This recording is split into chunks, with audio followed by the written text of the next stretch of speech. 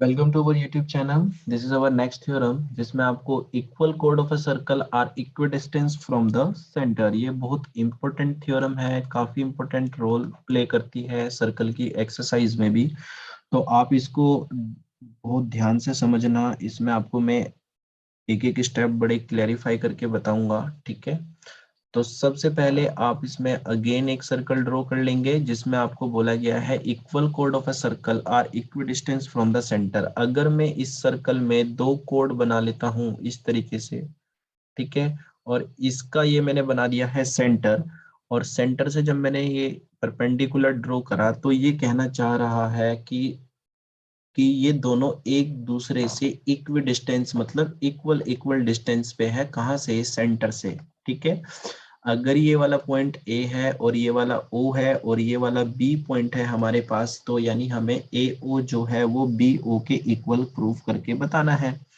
बात करते हैं इसमें सबसे पहले गिवन डाटा की। तो जो गिवन डाटा हमारे पास है, सर्कल गिवन है जिसमें सेंटर ओ है, और इसकी जो रेडियस को हम कंस्ट्रक्ट करेंगे कुछ इस तरीके से, इसमें कंस्ट्रक्शन में लिख लेंगे।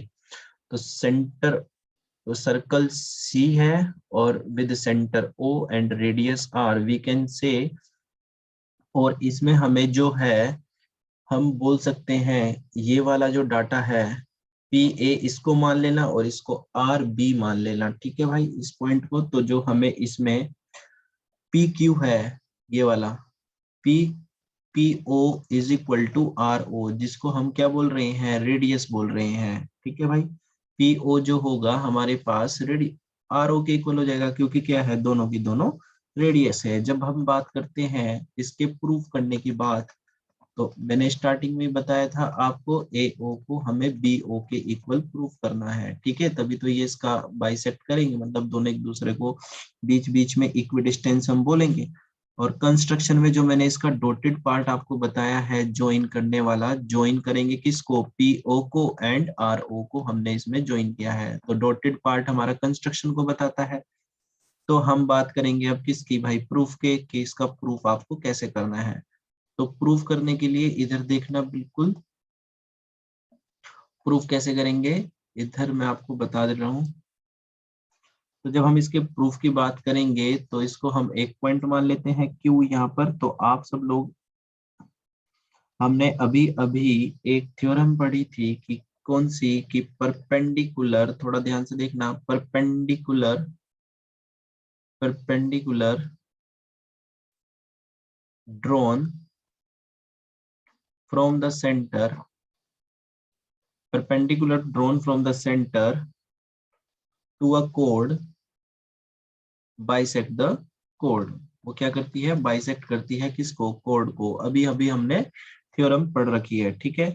तो यहाँ से एक चीज मेरी समझ में आ गई इस थ्योरम की वजह से, वो क्या होगी कि जो पी ए है वो हमारा, जो पी ए होगा वो पूरा पी क्यू का हाफ हो जाएगा, ठीक है। वो हाफ ऑफ किसके हो जाएगा? पी क्यू के। भाई ये जैसे पी और क्यू है और बीच में क्या है? ए, तो जो ये पी ए होगा ये पूरे का क्या है? हाफ होगा। कौन सी थ्योरम से मेरे को पता लगा? इस वाली थ्योरम से मेरे को पता लग रहा है, ठीक है भाई। और जब हम इसमें आगे की तरफ बढ़े तो ऐसे ही जो आर बी होगा, आरबी आरबी किसके इक्वल हो जाएगा? इसको मैंने सपोज करो एस मान लिया, तो ये हाफ ऑफ आर एस के हो जाएगा। तो ये दो बातें हमें बहुत अच्छे से समझ में आती है, ठीक है भाई।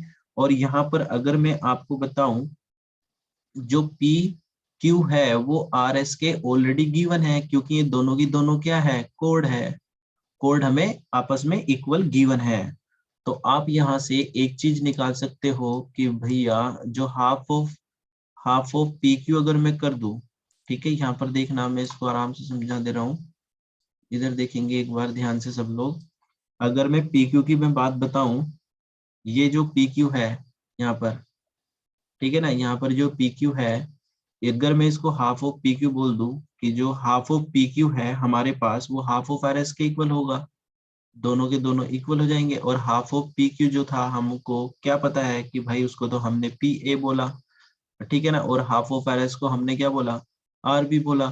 तो पी ए किसके इक्वल आ गया है? यहाँ से आर बी के इक्वल आ गया। ये हमने प्रूव भी कर दिया और कंपेयर भी करके हम बता सकते थे, ठीक है। पर हमने तो सारी की सारी थ्योरम कॉन्ग्रुएंसी से पढ़ी है, तो अब हमें कॉन्ग्रुएंसी का भी ज्ञान होना चाहिए भाई। तो फिर हम क्या करते हैं, कॉन्ग्रुएंसी के लिए दो ट्राइंगल चाहिए होते हैं, तो अब हम क्या करेंगे, इन दोनों ट्राइंगल में जाएंगे। अगर हम ट्राइंगल ओ ए पी की बात करें, इस वाले ट्राइंगल की ओ ए पी की, ठीक है ना, और दूसरा जो ट्राइंगल है हमारे पास O R B, O R B, तो हम triangle O A P and triangle O B R करके ले लेंगे इसी की सीक्वेंस में, ठीक है ना। तो यहाँ से जब हम इसको करेंगे तो हम इनको कॉन्ग्रुएंट करेंगे, तो आप सब लोग जानते हैं ओपी किसके इक्वल है भाई, ये वाला ओपी किसके इक्वल होने का है, तो ओपी जो होगा वो ओ आर के इक्वल होगा। क्यों? क्योंकि ये इसकी क्या है, रेडियस है, ठीक है ना, ये दोनों क्या है, इसकी रेडियाई ऑफ द सर्कल है वी कैन से, और जो पी ए होगा वो आर बी के इक्वल है। ये हमने क्या कर लिया, प्रूव कर लिया है, तो इसको हमने प्रूव बोल दिया भाई यहाँ से, ठीक है ना। जो चीज हमने प्रूव करी है उसको हम प्रूफ के तौर पर ही लिखेंगे, ठीक है ना। अगर मैं बात करूं इस वाले एंगल को, यहाँ पर देखना, इस वाले एंगल को अगर मैं, इस वाले एंगल को अगर मैं 1 मान लेता हूं और इस वाले एंगल को मैं 2 मान लेता हूं, तो दोनों के दोनों एंगल जो है एक दूसरे के क्या होंगे, 90 डिग्री है।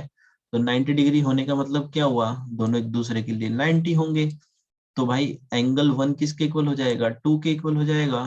तो एंगल 1 इज इक्वल टू 2 आप लिख दीजिएगा, और इसको 90 डिग्री यहाँ पर हम मेंशन कर देंगे। Angle 1 is equal to angle 2 each 90 degree, ठीक है। इस तरीके से आप लिख देंगे। तो बाय आरएचएस कॉन्ग्रुएंसी ये हमारे पास ट्राइंगल क्या हो जाते हैं, कॉन्ग्रुएंट प्रूफ हो जाते हैं। तो यहाँ पर आप मेंशन कर देना कि जो ट्राइंगल ओ ए पी है ये कॉन्ग्रुएंट हो जाएगा ट्राइंगल ओ बी आर के बाय आरएचएस कॉन्ग्रुएंसी, ठीक है, बाय आरएचएस कॉन्ग्रुएंसी हो जाएगा। और जो बचा हुआ पार्ट है जो हमें करना था O A is equal to O B, ये हो जाएगा हमारा बाय सीपीसीटी। तो इस तरीके से आप ये वाली थ्योरम भी कंप्लीट कर सकते हैं, ठीक है भाई। Thank you for watching, have a nice day.